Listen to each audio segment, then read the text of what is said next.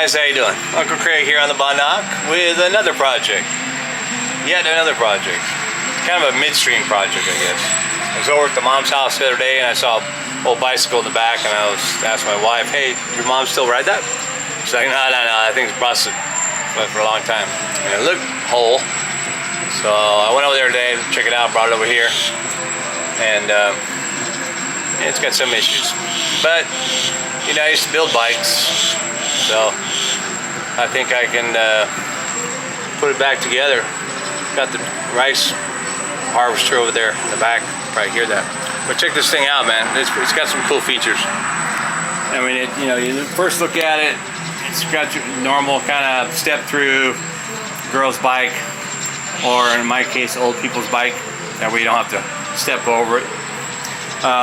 One of the first features I saw was it's got a built-in generator hub. So this light is a generator, and the hub spins. I already sprayed the whole thing down. At first I hosed it off because it was all full of cobwebs. And then I sprayed it down with WD-40, sprayed the inside the cables and everything, trying to get everything working. And this front tire was actually, it had a Presta valve tube in there, and the male portion of the valve was off or missing. So I took it over to Dot's, one of Dot's nephews, I guess, or cousin's son, whatever. He has his own shop, motorcycle shop. Do his bicycle with it. Took him 2 minutes. Boom, boom. Swapped it out. Put a brand new tube in there. It's a Schrader valve now, same as the back one is. But yeah, these are good Bridgestone, tough road tires. That was good. But I really like the generator hub. I remember how in America we used to have those where you attach it to your sidearm there, and you put the wheel up against rubber and generator. Well, here it's built into the hub. Another cool feature is this locking system. It's like a bicycle lock, and what you do is it's mounted to the frame, and you just turn it, and this thing goes all the way across, and it's got a key and it locks. And when you come to you take the key out when you're gonna leave, you just turn it and it'll unlock it, and then you're on your way. Pretty cool. And other than having the front brake pads are pretty much worn, so I'll get new ones. But it has a rear brake, a sealed rear brake disc. It's in a sealed hub, which is the old school way before they came out with the regular disc brakes that we had. So it's still a cable pull on it, but that's pretty cool. And you can see, obviously it was probably sold at one of these aftermarket places here in Thailand. Maybe it was a rental bike or something. It's got a number 27 on there, and it's got all the Chinese tags on it, and a lot of history probably on the bike. You can see here it's made in China, but the rims are really good aluminum alloy, probably solid aluminum, they're not even alloy, and got a solid sturdy bike rack on it. It's been on there since it probably was built, along with steel fenders, so it's held up pretty good over the years. And this bell, check it out, it's a tap bell, which is unlike the ones that go ring ring. All right, this is a tap bell. It taps like a bird, like a bird's beak. Pretty cool. It is a Shimano Revo Shift Grupo, so all the derailleur and the gears and all that are all Shimano. But one of the biggest problems that it has that I'm going to deal with is the crank arm is stripped here. The pedal really was just resting in there, and it fell out, and it was something that really just needs to be rethreaded. I think there's enough on here to save the if I get the macro on that, to save the threads on this maybe, and then I just gotta get that rethreaded. These crank arms, unlike many road bikes, mountain bikes and stuff where it's a single crank arm that goes through, this piece, these are separate. So, but you still have to get them off the spindle, so I still have to disassemble the crank assembly in there. But yeah, I should be able to do that. And Get this baby up and running. The gears spin pretty good. The derailleur's in good shape still. Might need new spindles here. These are kind of pointed, so they're worn out. Obviously it's all worn out. But all in all, it's a pretty cool little bike. And I'd like to get it back in shape. Maybe when Mom gets back, she'll have to do some riding and keep in shape. Alright, man, well, more later on the bike. Back at you. Well, I got done. Had to take that crank off. Crank arm and the sprocket are one piece on this Chinese version of a Japanese bicycle. But yeah, man, it's in one piece. I just adjusted the gears a little bit. 18 speed, works good.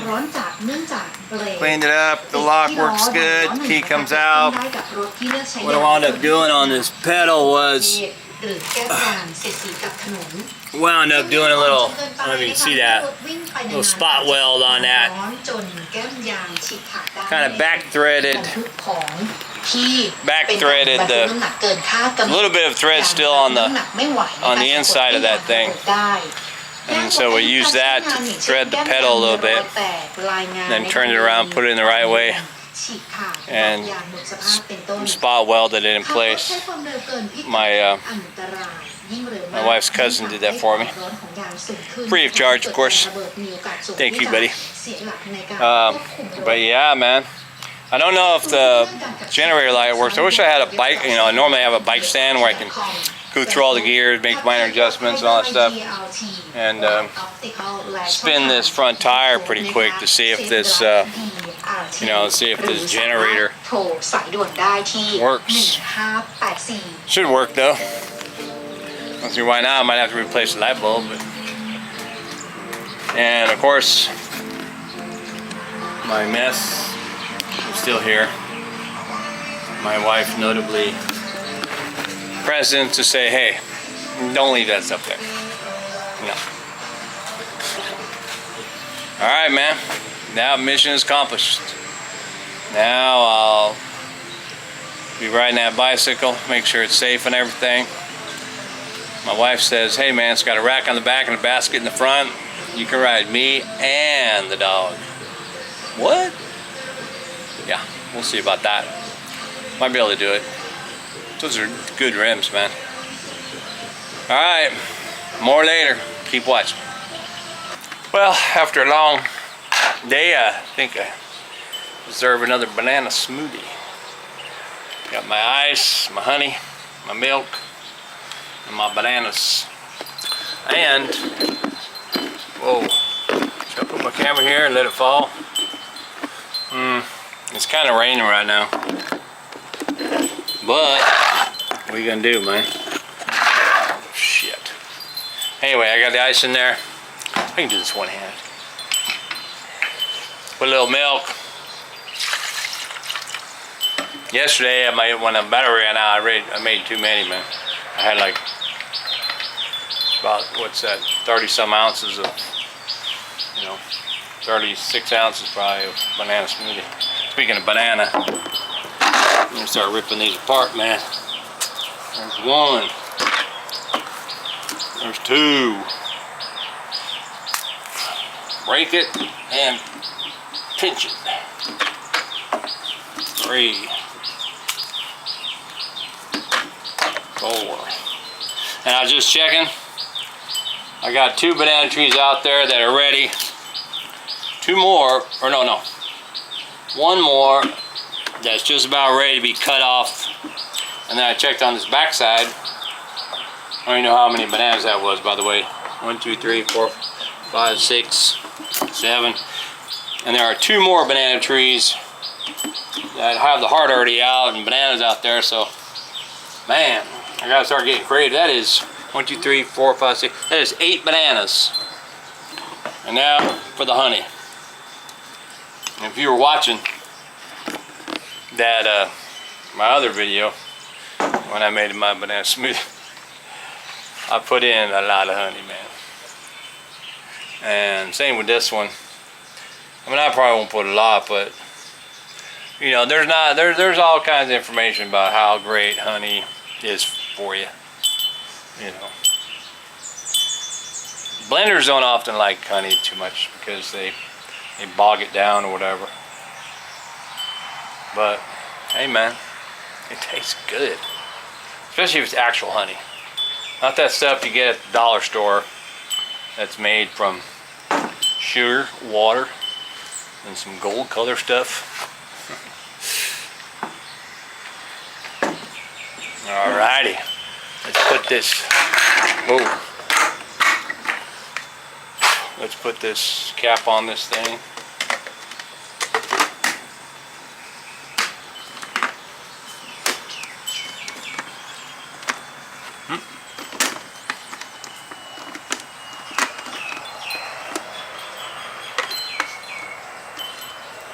Drop and lock.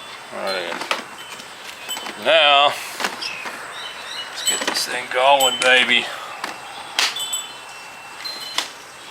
If it's locked into position, I should smoothie it.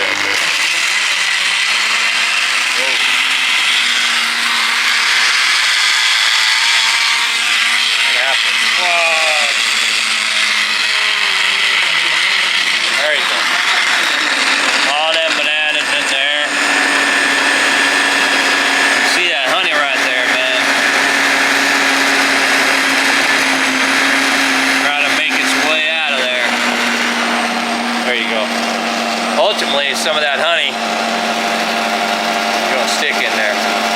What do you think? Think it's done?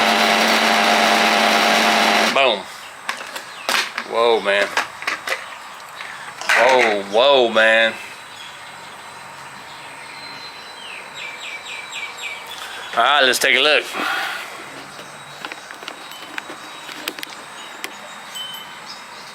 Whoa, how'd that get in there? Jesus, what?